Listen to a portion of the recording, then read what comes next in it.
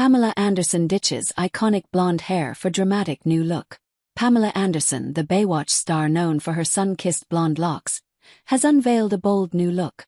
Anderson, 58, turned heads during Paris Fashion Week, as she smiled and waved while attending a Tom Ford fashion show.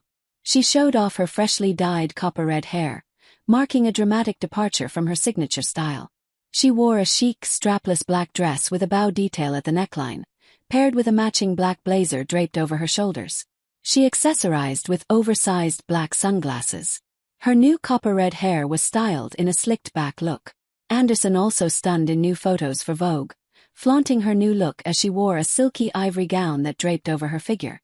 According to a source close to Anderson via Vogue, the striking red hair isn't just a fashion pivot. It's inspired by legendary Swedish film stars Gunnar Lindblom and Bibi Andersson.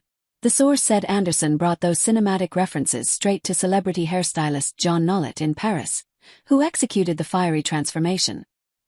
He shared Anderson's inspiration on his Instagram story. Anderson's bold new look is also tied to her next role. She is set to star opposite Steve Coogan in Love Is Not the Answer, the directorial debut from Michael Cera.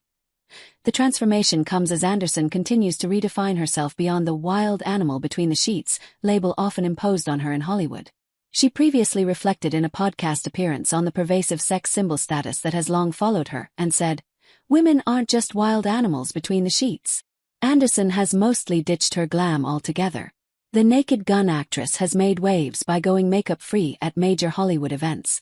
"Beauty's subjective and we don't have to look like the covers of magazines," Anderson said on the How to Fail podcast.